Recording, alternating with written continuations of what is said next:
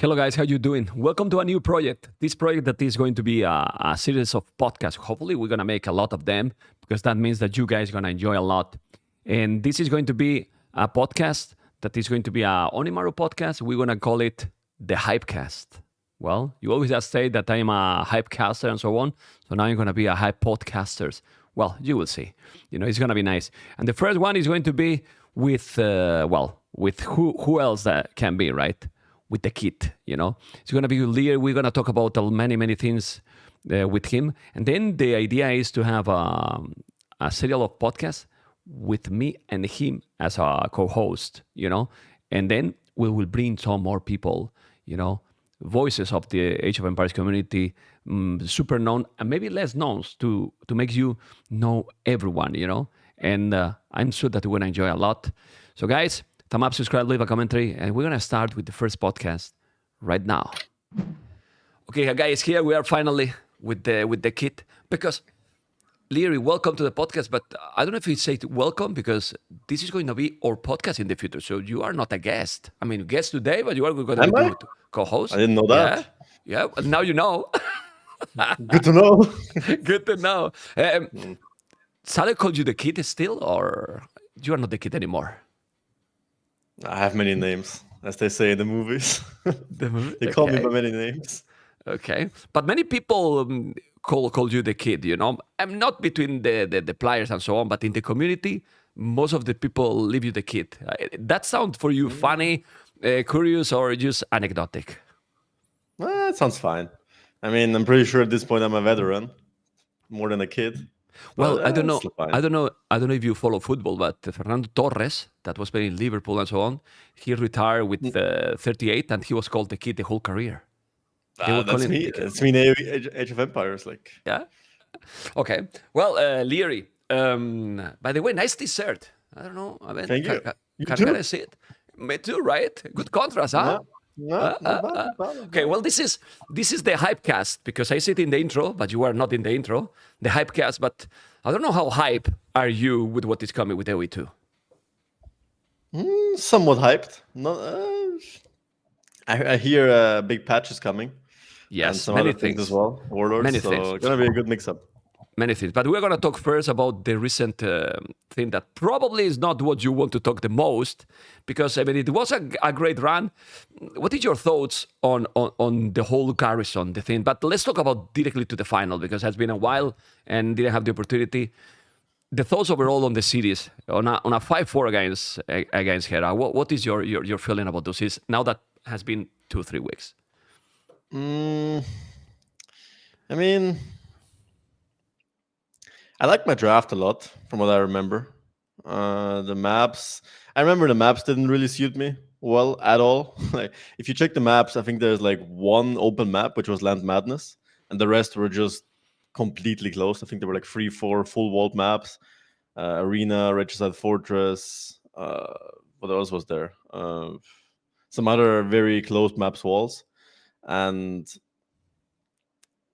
I usually prefer open and aggressive maps, whether it be hybrid or full land maps. So I wasn't really going into a tournament expecting to win it because the settings didn't favor me at all. But obviously, when I reached the final, I wanted to win the whole thing. And it was close. I think a few things tweaked here and there that could have won it, especially in the last game. But it's always easy to talk in hindsight.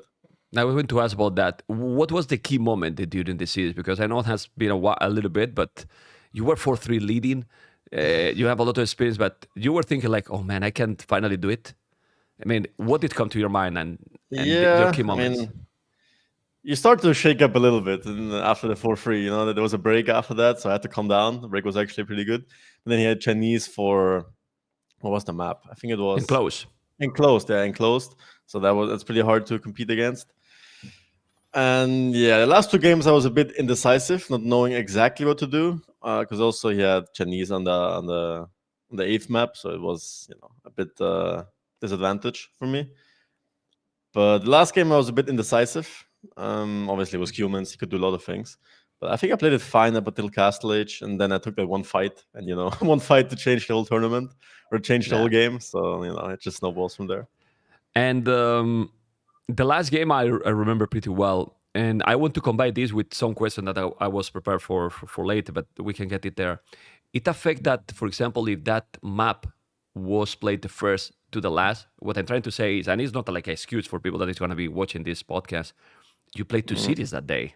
It was like many games against Mr. Yo. How you were feeling? You felt that it was not only physically but also mentally was really exhausted? Because in theory, Persians versus Kumans, Persians is better on that map specifically, Golden Stream. Yeah, I would say so. They're easier to play. I mean, easier to play. You can always get the 2TC boom off, so humans is always dangerous, but Persians with the fish and the better start should be better. I think I was a little bit ahead as well, up until I took the fight. Yeah, I mean, the sets... Yeah, I played a lot of games, but I was full of adrenaline, so I didn't get tired or anything. No fatigue, nothing. So after I felt it. Maybe after the games, I was dead. I was decomposing, but during the games there was nothing. So I was just full of adrenaline. Okay, so you noticed then you didn't notice any change in your gameplay during the earlier and the later games. All that adrenaline make that you can keep playing more or less your best. I think so. Yeah, I think I played pretty well overall the whole set. Obviously, a few mistakes here and there, but I'm sure he has had those as well. That's just natural on that level. If you force mistakes, so it will always happen. Okay. Then after the series finished, because we all know that you and Hera are friends and so on, but when you lose a final, yeah, you might love a lot to your friend and so on, but how are you feeling? Not in that moment. Not at that moment, right? Exactly. Because I want you to explain to the people, also to me, right, that is going to watch this. I didn't see you. I guess you went right away to the hotel? Yeah, I mean, I wasn't really in the mood to talk much after that one. In general, when I lose a big set or a big game, a big match, especially in the final, I don't really want to talk to anyone. That's just me. I don't want to talk about games, how I feel, like what happened, what I could have done better. Like that's all for later. Like so not in that moment. It's better to talk now. Leave me alone. Few weeks after, right? Like now 3 weeks after. I just went in the players' VIP room and that's it. Like that's about it. But this is nice that people know you a little bit more about. Like maybe people might think, remember that Lee was playing other games, League of Legends, whatever, all the games they throw. But I mean, if you look cold, because you looks like, that you don't show feelings when you are there in the camera. I'm an antisocial guy in general. You are? Generally speaking. I am. Okay. I'm a gamer, of course. Wow. I have my keys, I have my keyboard in front of me. That's it. Like I'm happy, Yeah, but that's the thing. In the game. but you are antisocial in quotes. You are antisocial, but if you have won... By choice, obviously. Like exactly. I could be interacting a lot, force. But like you were forced by force at that moment, basically. Yeah. But in general, I'm more like I have my friend group. I have my people I want to talk to. Every now and then, I expand that circle. But after certain games, after exhausting games, after 2 sets that day, I don't really want to talk much more about AoE. So okay, so we can move from Garrison, and now we're gonna move to Hera. We're gonna talk about Hera a little bit. What do you think that it makes Hera that dominance right now? What is the him so consistent? The work he puts in, simply put. I mean, obviously he has talent, even though he usually denies that. He always says, nah, he's only hardworking. He obviously has talent as well. No one who wouldn't be talented would get top 3, top 1 in the game, no matter what game it is. Yeah. And yeah, the thing that puts him aside is basically his work ethic, and he puts in more hours than anyone else. And it shows. Not only on his gameplay, but also on his stream. So you explain so well because you are killing me the question. Then is one was the skill gap, the mindset, something else. Okay, next podcast. Next guest. So, do you feel that you are the closer right now to him? Yeah, I think so. That's a tough question because usually it was Yo, Viper, and me closest to him. Obviously, you can put Tado in there as well.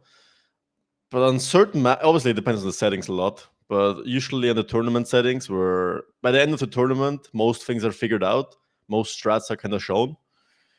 It's mostly about mechanical skills and small decisions. And I think when things are figured out, mechanical skills matter more than strategies, because obviously If you play 4 or 5 sets during a tournament and you get to the final, chances are you will have shown your best strats. You're not going to have 4 new strats in the final. So people are going to know what's coming. People are going to know what you're going to play, and they're going to try to stop it. And usually you have the best chances to win if you play meta based on your Swift draft. And then it comes down to small decisions, small tweaks. Basically things that you don't get out microed, for example, in few fights. You have to make sure you don't lose fights you're supposed to win. And you're supposed to get ahead when you have better Civ, and so on and so forth. And those small things, I think Hera does the best. And I think I do them the second best right after. Okay. Don't you think that he also has that maybe crazy patient that also they don't have? Because do you think that in that race at Fortress that he killed the king, you will have I'm telling you will have a stay in that game that much? I would have resigned by force. Like I would have resigned by choice before. I wouldn't have come for that. I mean, maybe like 30 minutes before that, but you send the king in a plate, right? Take the king, eat it if you want. Take it, like I serve it to you. Okay. Well, how you see about your current form then right now, and your training approach that you're gonna have during this year? I mean, how you feel right now with your AoE2? Is your best AoE2 that you've been playing? Probably. I mean, feeling pretty good with my shape right now. I think I'm in pretty good shape. And also, I'm starting to learn the things I kind of was lacking the last couple of years, like with the patience, with the closed maps. I'm starting to win more of those as well. So that gives me quite an edge again. But yeah, now there's going to be a new patch. So new settings, new tournaments. Wait a bit. I'm not going to spoil, but I'm feeling pretty good. I'm feeling pretty confident. You remember the conversation we had in that walk the day before that you were talking in Garrison, and then I with Liereyy, what you doing here alone? You were alone, and we were talking about that. You remember that I was telling you about those close maps and so on, that you have to be a bit more patient, you know? Like out almost. It's almost, you know? And give me some credit. We are Onimaru now, Liereyy. We have to give some credit. True.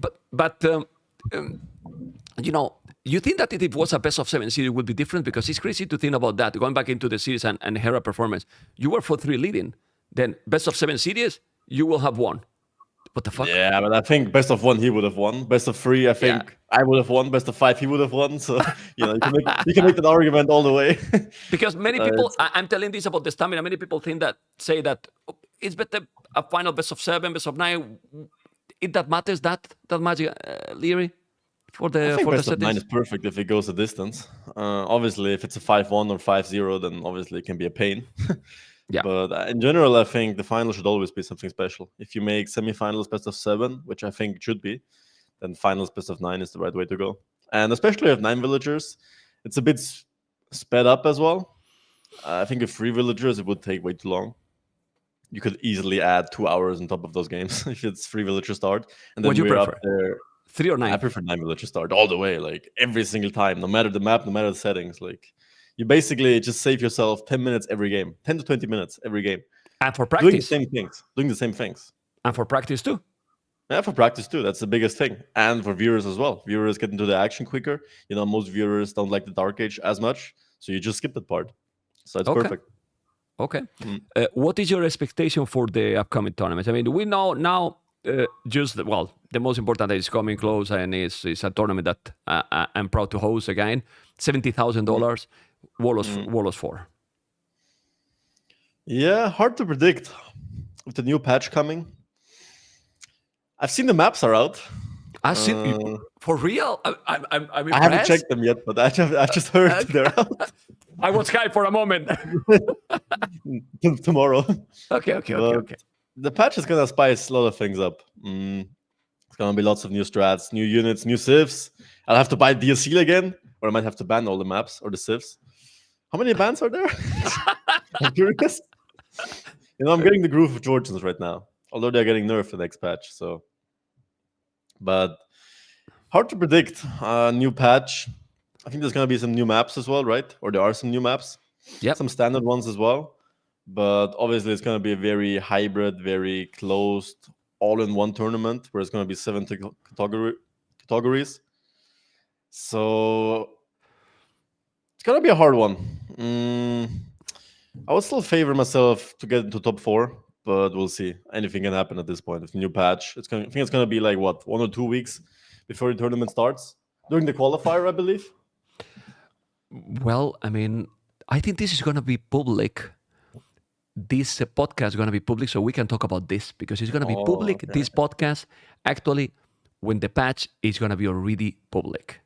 So we're spoiling it. We can talk about this, Liereyy. We are recording these guys for those people that is watching on a 9 April. And I can tell you here now, Liereyy, that this will be released tomorrow. That should be tomorrow. I thought next week sometime. Well, should let's see. should be. You know, now we are not gonna public this till the patch is public. You know, so. But if that's the case, that this makes also better because the patch with all the balance, there's some time to practice, to train, and there is 3 qualifiers, and you are invited for the main event, so you have time to train. Nice. Are you gonna ban certain civs if they're like bugged or too strong or OP, and the devs won't fix them until the tournament? The patch, not the DLC. One thing is the patch with the balance, you know. Okay. And then the DLC, I have no clue about the date, but it should be for the tournament. You know, I don't know about the date, or we hope. But the most important for the mechanics is the new balance as well for the infantry, all the new change, right? So what if the patch breaks certain things? I think we're known as that. Well, there's time to fix. That's a good thing. That's true. Well, there's also been time to fix pathing, and here we are yet 26 years after. So well, because if they really fix the pathing, you know, and well, we will go into that in a moment because I want to talk about something else, you know, first, but we will talk into that. And then your personal goal this year is to be the one who beat Hera, let's say. It could be a personal goal for you, or you just want to win, and if it's not in the final, for example. Like, I'll prefer to win a tournament over beating Hera. You know, beating Hera is nice, but I've beaten him in the past. Not in the recent past, but in the longer past. But, you know, at the end of the day, it's still one player, you know. You have to go for other players as well, which are not to underestimate. Yeah, but in theory, if you win him, you're going to face usually in super late stage. So if you win him, you are winning the semi or the final also. I guess I'm C2, the tournament. I'm guessing. Sorry? I'm guessing I'm C2 in Warlords? Yes. You are C2. Okay. Makes sense. But I can tell you, it's going to be random brackets. I explain you. Not fully random brackets. Like the first seed is not playing versus 16. The first seed. Oh, that. Okay. Yeah, but it's not 1 versus 4 and 2 versus 3. Between the 1 and 4, it could be anything. Could be 1 versus 2. So what's the point of having C2? What's the point of that? Because the thing is, there's a group stage. The group stage is also round robin. That can also change. You have been in other tournaments, and then you fell in the group stage, you know, and you don't get there, you know. So the whole thing is that, but for example, that is all more dynamic, you know. Yeah, okay. But for example, if Hera gets first in this group, and for example, Viper gets first in this group, and Viper is seed 3, so he's supposed to face C2. No, the top 4. The top 4, yes, but that's not happening probably in this tournament. Probably in this tournament, the top 4, if you keep on the top 1 in the group stage, you know, you are not facing till semifinals. But in semifinals could be any match. Okay, so it's random. To be honest, best of 7 or best of 9. If you want to win the tournament, you have to beat. Really that's a matter that match. You know, I mean, still semifinal or final. So, you know. Yeah, but what we want to do is that not all is fixed, you know, because it seems that you are doing a path to get no matter what series, you know, you have to earn that way, you know, and it's not only with the seeding, it's also winning during the group stage, and the group stage is going to be tough. But you also have to earn seed 2. No, it's useless. No, it's not useless. What the thing is, would you prefer to face Hera, best of 7 or best of 9? Well, in the final. Okay, good point. Well, good point. Makes sense. Well, we would say it's not decided completely. Maybe now you are rigged a little bit this too. Well, let's see. It doesn't make a huge difference, but I would still No. prefer him to face as late as possible, right? So obviously he's the best player, and chances are that's the hardest player to face. So if you were to face the hardest player in the tournament, then you want to face him as late as possible. So in case you beat him, you have the whole tournament won, right? And in case you lose, you got the maximum out of it. The problem is that the seeding is something so subjective to do it. That's why this system, because true as well. Many times the ATP, for example, if we count the ATP, you, for example, join S tier tournaments, but many of the A tier tournaments, you don't join. So maybe with the ATP, I'm gonna do a hot take here. I feel I'm gonna pull out the hot take here. I think for S tier tournaments, there should only be S tier ATPs involved. I know there are lots of A tier tournaments. That's what we do, Liereyy. I know, but we consider my opinion, that should be for everything. There's a huge difference between S tier tournaments and A tier tournaments and B tier tournaments. Like the amount of preparation you put in for an S tier doesn't even get close compared to an A tier or a B tier or whatever else there is. So you can't really compare A tier tournaments to S tier tournaments. Some players don't even sign up for A tier tournaments. Me, for example, because I have a real-time job and it's just not worth it for me, time-wise and practice-wise. And for an S tier event, I sometimes take days off work to practice, and to prepare for tournaments. So the amount of work players put in behind the scenes, not only for myself, but also for other players, you cannot compare to A tier tournaments. So I don't think A tier tournament seedings or rankings should be involved into S tier tournaments. They should be counted for qualifying in some way. Obviously, Correct. You should gain something for winning those tournaments as well, for sure, like good prize money and certain seeding. But I think for S tier tournaments, the top 4, top 8, you have to do the math. Obviously, there are lots of systems that are very inaccurate. The A tier tournaments and so on, in my opinion, shouldn't really count into S tiers too much. Well, the seeding should be something that we need to make it as good as possible, because Tato was seed number 8 in the Garrison, like out of 8 players. That's crazy as well. How did that even happen? I mean, and he play against Hera, then he had to play against the Viper. How Tato can go do the semifinals? Once you're in that loop, you never get. It's hard to get out, because you have first round Hera, which you're not the favorite, and then third round you have Viper, me, Yo, or someone else. So it's hard to get out of that. It's very difficult. Well, but now you have to understand why it's better that we make the random, because we are thinking in the whole people, not only in the top 4.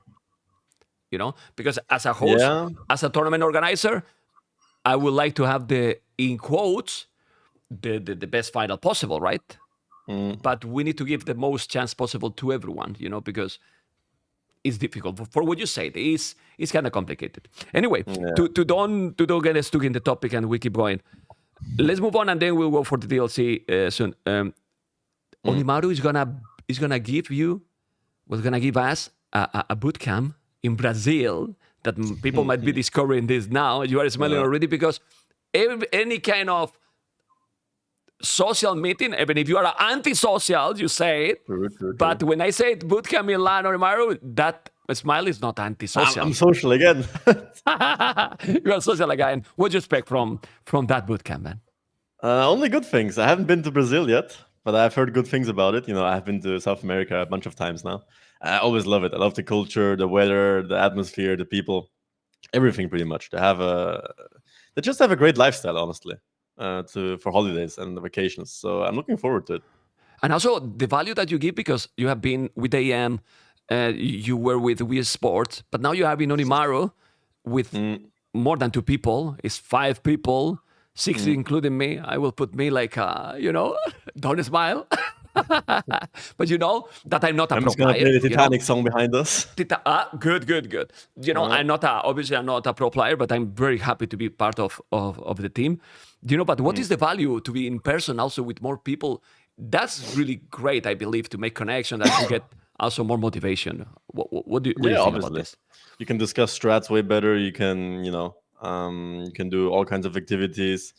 The game just feels way better to play if you're out in the sun, or you're doing activities, or you're enjoying the city, you're exploring, all kinds of stuff. So it just feels way more fresh than if you're playing from home from a regular day of work, you come home, you sit in the same setup, in the same PC, play the same games, the same kind of people, the same settings. So it's very refreshing. So I can't wait. Nice. Well, the sponsor is Brazilian, and then we have two Brazilian players in the team, Goku and Fire. But what do you think overall with the Brazilian scene? This is a little bit tricky what you say here, Mr. Liereyy. But why it's not?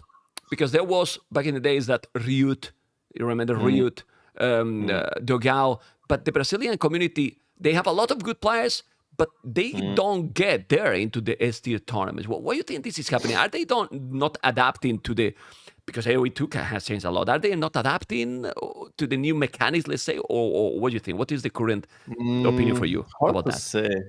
I mean, they have been at the top for the last 20 years now with Nations Cup and the past tournaments basically. Yeah, so they have been around. They know what it takes, and Fire and Goku aren't off too far. So we'll try to get them in there as well, and we'll see. I mean, I'm definitely gonna help them and look over them. Get my influence out a little bit, learn them how to micro a bit here and there, and it's gonna be good.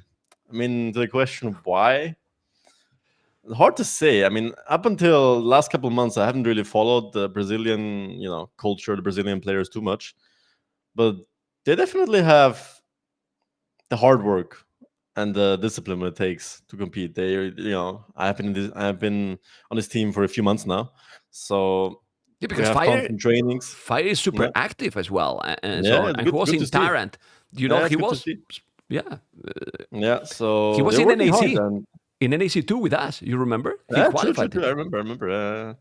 Good times. Yeah. So I mean, he has been there. He has been there already. So some tweaks, some twerks, and we'll get him there again. Okay.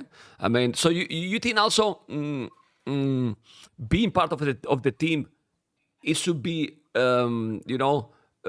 obviously positive for everyone.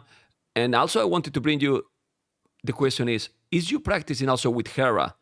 First, I answer about the team, and then Hera. Also, maybe you boosting himself, or maybe you both are boosting each other with the skills. Yeah, it definitely helps the team a lot. When I tell them my ideas and my way of thinking about the game. Obviously, everyone has their different style and uniqueness, so everyone plays a bit different. But there are some ideas out there that just generally are better than others.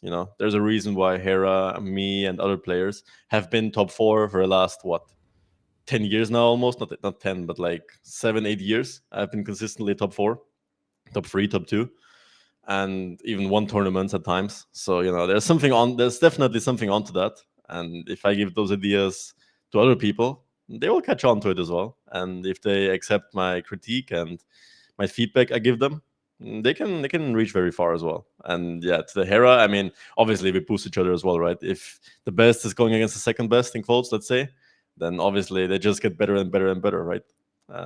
That's why I'm a big supporter of practicing with people at your level or a bit better, so you can always boost yourself, so you can always get better. It doesn't make sense for me to practice with, in quotes, let's say a 1600 player. With me? MTV, no, you're 1700. Okay. The guy would just get smacked, right? He would just get slapped left and right, and I wouldn't learn much. I wouldn't even get to know if my ideas are right, because I can practice. The guy isn't up there yet. I can practice with Hera, True. And then he went to the hell. Yeah. Okay. Do that actually.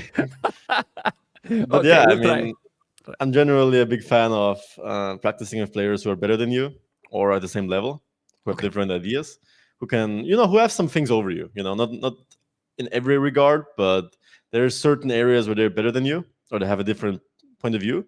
So it always helps to see different perspectives as well. Okay, let's move on now to the DLC and the patch. We have talked a little bit before, but how do you feel about it? Like always, when there's going to be a big change, there's a lot of questions marks, but it's exciting, motivating, or is like kind of more worrying. Like let's say, oh my god, now that I was in my best shape, now I have to catch up again or adapt. But it's for everyone, right? So, what is your feelings? I think I'm gonna have a good time adapting. To be honest, I think I am pretty good at adapting. I I mean, yeah, I mean the patch is pretty much figured out, and yeah, I have been successful at the patch, but I have no doubt that I will be successful in the next patches as well. There have been a couple of patches, right? There have been new DLCs, new sifs, new balance changes over the last years on DE.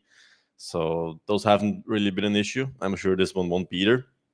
The only challenge this one is that you have to adapt fast. You have to learn fast because the tournament is around the corner. Even more with the timing, yeah? Yeah, there's a time window where you have to prepare and have to get your ideas right. So that's going to be exciting. There's a new element of challenge where you have to adapt a bit quicker than usual. So I like that. And it's always going to mix things up and freshen up some things. Because right now the meta is very figured out and very stale. So yeah. Any sif that they feel now overpowered, or we have to wait a little? Have you thought about some sif that can be, oh man, with that change, that civilization can be crazy Which or one? underwhelming?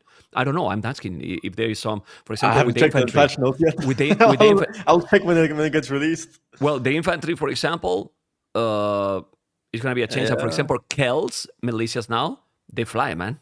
They're going to fly. True. It's going to be dangerous. I don't think Kells are going to be top 1 or top 3.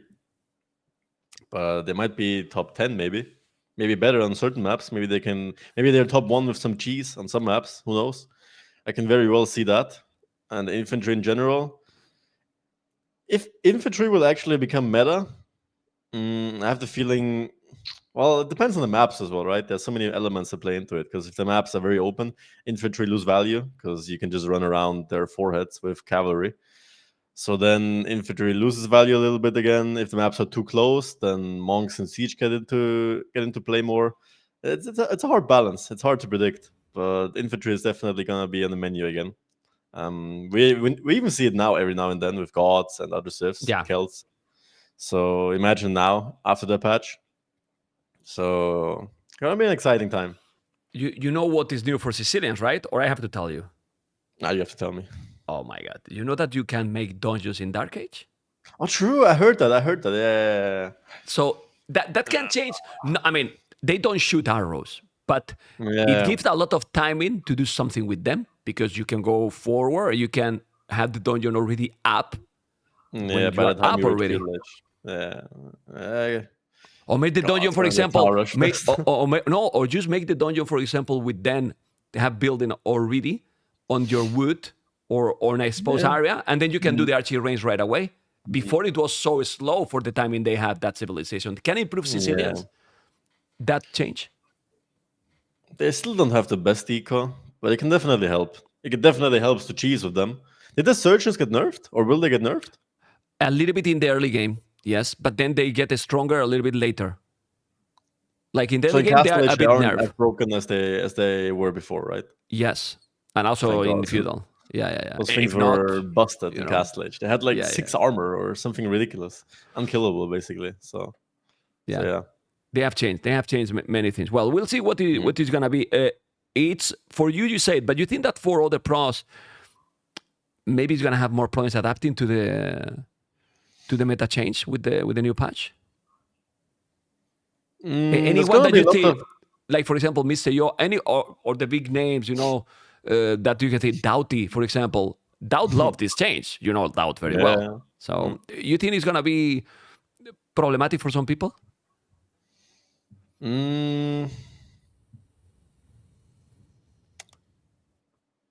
Probably, yeah. I think it's gonna be harder for certain people to move on with their ideas. Like, I can very well see people getting stuck with their ideas and not, hanging on to them. When you're thinking some names, but you don't want to say. You're thinking some name, but you won't see the tournament. Okay. Maybe me. I don't know. It's hard to foresee the future. But message me on the comment. I mean this. Don't public. Yeah. But you're thinking some name, right? Yeah. That's gonna be a challenge as well. Like not get stuck on your ideas. Be open-minded to new stuff because there's gonna be lots of new stuff. So. Okay. What is this? Let's move on to the next topic. What is the state of the competitive AoE2 scene for you right now, and what do you think it can be in 2025? You think it's what is the state right now for you? I think it's pretty good. We have all kinds of tournaments. We have all kinds of teams. We have new patch coming soon, a huge one. We have prize pools increasing. We have viewers increasing. We have external sponsors coming in. So it's very good. I can't really see any negatives, to be honest. Okay. Even if you know that I'm also part involved now with Onimaru, also that I do my tournaments and so on. What is your opinion in the current tournaments, formats, prize pools, like anything that you would like to change, that you like how it is? You know, your opinion into that. You mean regarding tournaments? Or mean Yes. S tiers or all kinds of? In general, the S tier tournaments. You know? I like the double elimination in S tiers. There has to be a way, or I'm sure there's a way to make it not last that long with so many sets if you do double elimination. But double elimination has been really good at Garrison. Even though there were lots of sets and I had to play 2 sets in the final day, I loved it because you get a second chance, right? Usually, if you, for example, you're seed, I don't know, 9 or something, and you get to face Hera first round, you're already like, bah. I mean, sure, there's a chance to win still. And in quotes, if you want to win the whole tournament, you have to beat everyone, sure. But as seed 9 going into the tournament, you don't expect to win the whole tournament. You want to get quarters, semifinals, maybe a final. Obviously, you wish you would win the whole thing, but realistically speaking, we pros have to be realistic as well. So yeah. I'm hoping to see a double elimination in every S tier tournament, pretty much. I love it. I think it's really exciting for loser bracket as well. And yeah, apart from that, what else? 9 villages? 9 villages in every tournament. I think it's a great mix. Obviously, there's Empire versus Red Bull if it comes back. That has to be unique as well. That's also great. But for the normal tournaments, I think 9 villagers is the way to go. It's so much better in every way, not only for players but also for viewers, in my opinion. Obviously, the more price, the better. But we all know that. Well, 70K, 70K Warlords is not bad. I mean, we all love LAN events, but we also know how expensive it is to host LAN events. And also, if you host LAN events all the time, it's kind of not lose the value, but it's less unique, less special. So maybe having 1 LAN event per year, maximum 2, I think it should be okay. I prefer the more LAN events, the better. All the time? Yeah, all the time. But you are antisocial. Well, yes, but not Neui. Okay. I'm still social within my group, Every now and then I get to expand. Yeah. But I think LAN events are always great. You get to meet all kinds of new people, different sponsors, different people, different teams. And, you just get to find out more about the game, about the people, about the teams in general, about the state of the game. I met so many new faces at Garrison and talked about all kinds of different things. So it's always something very special. You can't really replicate with online events. So I know obviously it costs way more and it takes way more effort to host a LAN event than a regular online event. But if it's possible, I think everyone should do it with external sponsors, help from outside, yada yada. So yeah. So look at the question I'm gonna make you here. You prefer to be second in the Garrison winning? No, wait a bit. You will say second in Garrison. Second in Garrison winning. Or first in an online event. And then first in Warlords winning double the price or triple the price. Wait, repeat the question with the triple price. Do you prefer second in the Garrison? You have been there. That instead winning Warlords, that this can be a victory, and also maybe you are earning triple the price. It's a hard question, man. I'm gonna say this. I'm never gonna be satisfied with my AoE career till I win a LAN event. That's that. I wanted to listen that. That's the best answer. Whether it be this year, next year, 2 years, I don't care. And if it's down the road in 10 years when no one is playing anymore, I don't care. In front of 5 years, I'll also take it. I'll also take it. So okay, I have won online events, all that stuff. It's great as well, obviously, but nothing gets close to LAN events. So yeah, and the crowd, right, being there. Yeah, obviously that makes the whole difference. Because also in those tournaments, like when you are in the LAN event, I don't think the players are thinking about the price at all. No, you might think later. Yeah, it's in the back of your mind, but the primary objection is to celebrate with your fans and to get the feeling, that adrenaline when you run in, you get introduced, and all the crowd applauds for you, and the moments during the game, and the zero ping as well. It's like a different gameplay, so the game feels way better too. So it's all those things you don't even think about. Yeah, because I remember the Red Bull El Reinado. You want to. What cities you want? No, it wasn't that. No, it was the Viper who won you there in the semifinal, right? That feeling to have the crowd, right? Because we all know that the Viper has a lot of fans. It's because historically has been, that feeling. Also, you have got very good moments on LAN events because you have got really good victories, and you have been in many finals. That's why this is your pending, what you need. I'm the historical best second place player there's ever been in any game. Like, I hold that trophy. Okay. So that's also motivate you then now. Yeah, of course. Yeah, okay. For sure. To get there. Okay. Well, we're going to be finishing soon. I want you to tell me now, in order for you, the top 5 players right now. It's a question that is always being done, but since we have Warlords in front, top 5 for you, in order. Hera, you can include yourself, of course. Viper, Yo, Tado. That order. Pretty straightforward. Yes. Okay. Tado's still there. Okay. Yeah, I think 90% of the people, even the players itself, might agree with that. Maybe. I mean, you can make arguments regarding a top 2, top 5, but I think most people would agree with me. Do you see any players that can fight to get into that top 5? One name that you think, okay, it can jump here, and then we take it out. Tato, Yo, who you think that can get there? Any rising star? I mean, there have been already people within the top 5, right? They have kicked certain players out in the top 5. I just listed ACCM, maybe Hard has been top 4 in Red Bull. He will be very, very motivated with the patch. Sebastian, who else is there? Winchester is always to count. I'm forgetting names now, but the people who usually qualify to the S tier events as well. Like, take anyone who has qualified to an S tier event in the last 6 months, they have a good shot. Whether it be Winchester or Hard or ACCM or Sebastian or whoever. So yeah. Okay. All those players, I would say. I have something we're going to finish very soon, but I have some small surprise for you. I want to share with you something. Okay. Small surprise. Yeah, you will see. You will see. Let me see that I can find it. This is something new, and I want to see you something, some small gift to you, and let's see if you remember this, okay? It's a good one, okay? It's not a bad one, obviously, And let me see if you listen this properly and you see it properly. And for me, the game and the series of the tournament. I remember. Wow, fantastic play from both of them. And Mem, think about how you dropped in the middle of that. We were at the lowest of the low, and then we went to this game, Mem.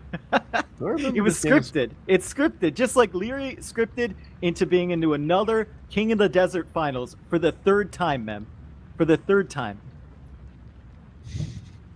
I remember that. Oh, incredible. Man. Just incredible. Look at the daddy. Oh my God, it's his daddy. It's his daddy.